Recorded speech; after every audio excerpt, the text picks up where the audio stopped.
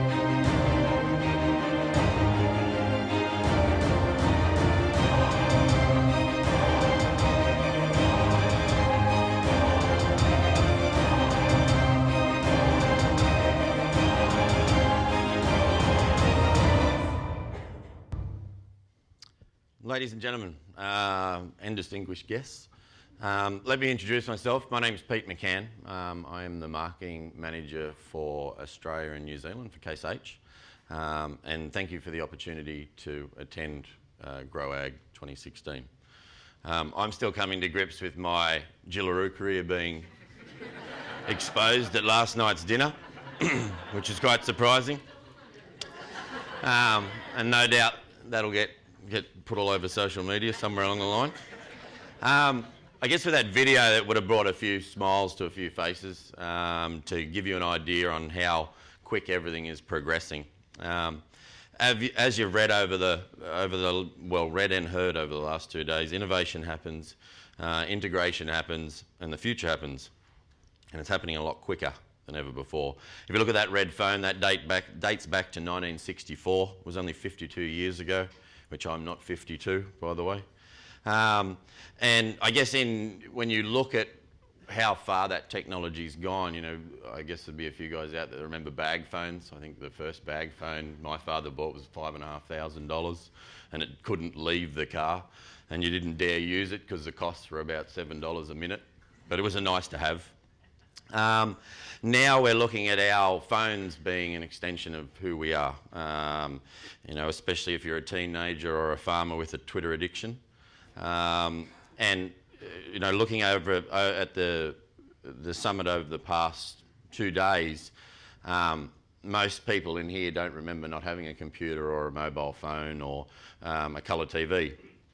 So lately, with all the technology movements, you know, I read a article on the internet that 53% of the millennials would rather lose their sense of smell than their mobile phone, which was a little bit concerning. And also that more people own a mobile phone than a toothbrush, which was very concerning. As the new generation of ag decision makers, I'm gathering you at least have both, hopefully. So these technical developments are second nature to most of us in this room, except obviously the older generation that are slowly working their way through. If you look at the phone, it took 75 years for 50 million people to get a telephone in regards to uptake. It took 13 years for 50 million people to get television. It took four years for 50 million people to get the internet, and some may still be waiting and not quite in there yet. And then if you then compare that to where we are today, it took 35 days for 50 million people to download the app Angry Birds. So it gives you an idea of the actual uptake rate. While in those days of the red telephone, everything moved a little bit slower. It wasn't quite as fast. Today, things are moving at an absolute rapid rate, and probably quicker than most of us can keep up with. So if we put that into a farming context, the farm's changed. I guess when we look at it, when did it change? You go through and you look at the year 400 when the Romans developed the crop rotation system, or the 1400s when global exploration brought geographically isolated foods to the world, or even the 1700s with the agricultural revolution and its improved crop growing, animal husbandry and new farm equipment inventions. And then maybe even the 1990s with the first track tractor. Or was it last month when Case IH released the autonomous vehicle, the ACV, which was a driverless tractor that was shown at the Farm Progress Show in the US last month. The point is the farms continue to change and farming is changing, and we're all gathered here today to try and make sure we're up there with that change and we keep on it or ahead of it. Today, there's a noticeable, like via technology or ag tech, as there's been a lot of references to over the last couple of days. And the whole idea with the ag tech is it offers improved productivity along with the quality and yield. And it also enriches our sustainability and less wastage. By 2050, our global population is projected to reach 9 billion people. The UN Food and Agricultural organisations, the world's supply will need to increase by 60% to meet the demand, with 80% of that production increase coming from increased yields and crop intensity, thus highlighting we have a critical role with agricultural technology. Ag tech is a big business. To the year 2022, the global opportunity for ag tech for the private sector is tipped to be around 247 billion AU. At home, ag tech has a lot to offer. There is some research showing that ag startups could add up to 109 billion to the GDP and create over 540,000 jobs in less than 20 years. But for a startup to achieve that sort of contribution, they need to be industries where innovation can provide significant value.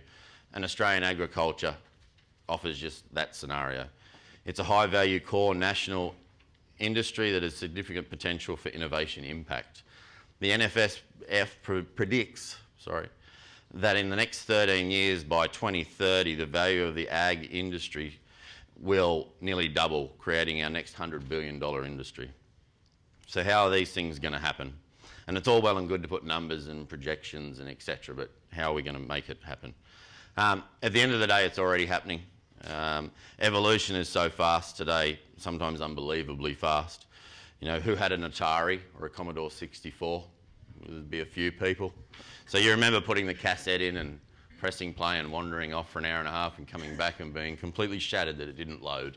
So you had to redo it again.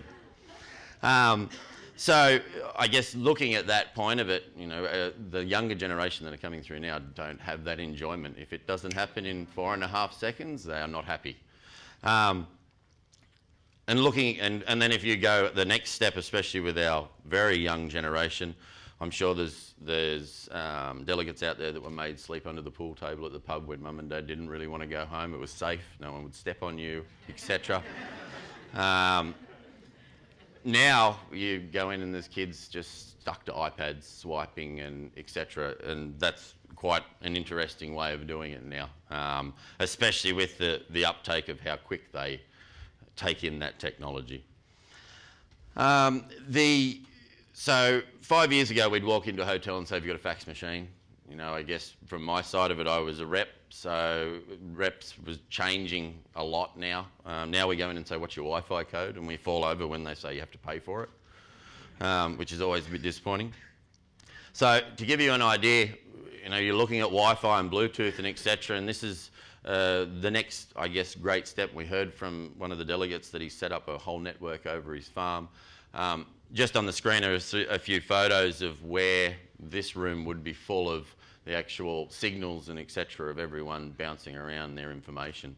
That part of it is quite interesting, I think, in regards to how we're going to move data quicker and faster. Because again, we're getting to the stage where they refer to us as goldfish now. We have a 3-second concentration rule.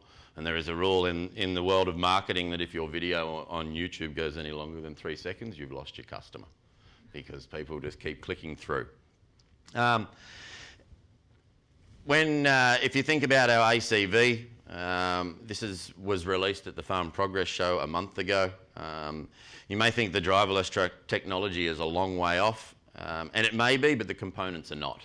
You will see portions of this tractor and in all manufacturers slowly being embedded in what we can buy today. Information and information control rather than the actual hardware are the biggest advances I see in regards to where we're up to with ag tech. The whole idea of bringing the autonomous tractor out of our development shed was to drive opinion and questions about where we were going, and to show that we are still moving forward as an agricultural company. We will just show the video. It's time to set the bar higher, to rethink productivity as we know it. It's time to challenge the old assumptions. Success can no longer be defined solely by acres or yield. Your farm has to be as efficient as possible. And greater productivity only comes from putting your land, seed, fertilizer, chemicals, equipment, and manpower to optimal use. At Case IH, we call it high-efficiency farming.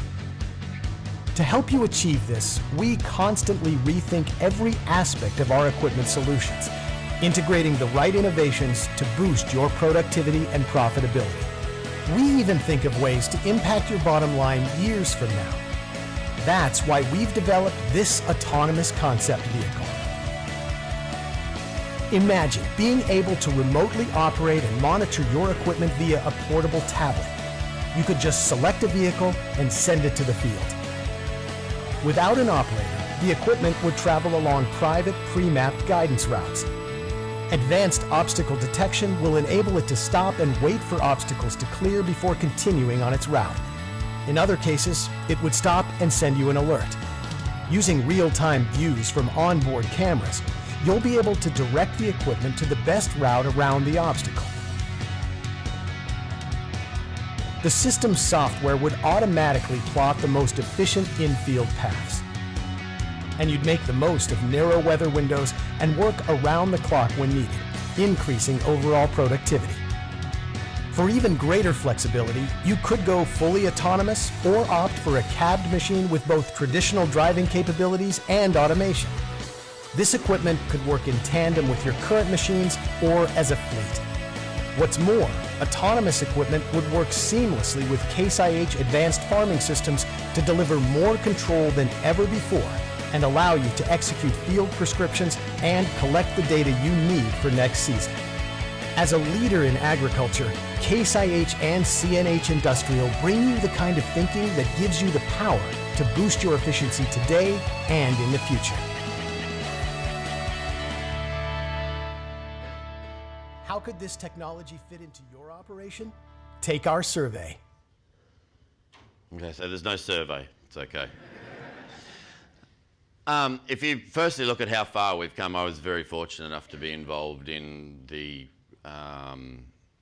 auto steer industry, I guess, when it first arrived into Australia 17 years ago. You know, we're now looking at we're into ISO 4 now, where the baler's actually controlling the speed of your tractor in regards to how much matter is flowing through the machine. So we're taking away, I guess, the one variable, which is us. I don't think we'll ever get to the stage where I get to come out to you guys and say, hey, you can buy that now. It will be a slow evolution of those components into a tractor. And you'll see the main reason for the video is we want to get feedback on where we're going and where the industry's going. Is it the right direction? If you look at that machine, I think our biggest problem, and it was discussed in the last 2 days, is it'll be the red tape of having a machine there with no one in there. At the moment, you can go to Pittsburgh and call an Uber and an unmanned vehicle will arrive and take you to your destination. It's the first state in the US that's been approved 2 months ago to actually run unmanned vehicles, which that's a little freaky to go and actually sit in the back of a car with no one driving. One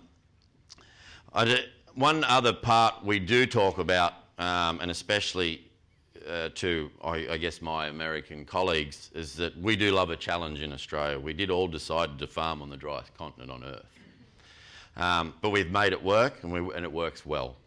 With some of the highest produce yields and world-leading quality, I should say, what we're trying to do is make sure we get optimal return per hectare.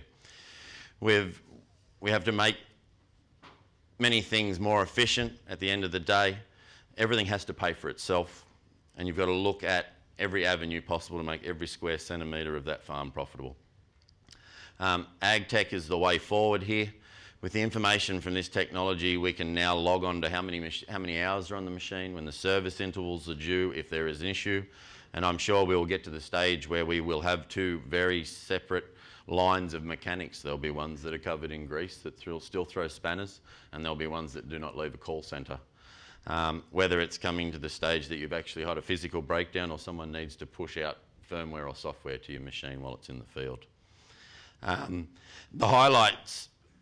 This highlights further changes, job changes. Technology leads to different kinds of jobs.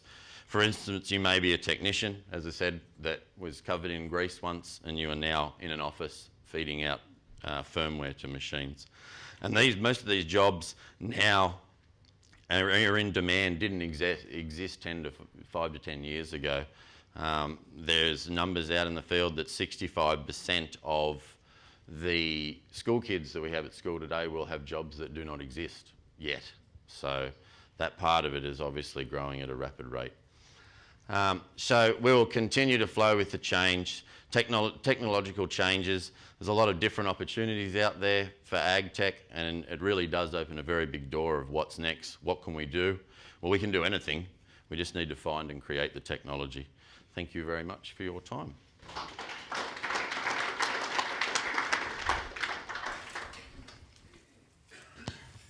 Thanks, Pete. That's really challenging, isn't it? You know, in 2008, there was an award, $1 million award offered for somebody that could drive a driverless vehicle across the desert in Arizona for 100 miles.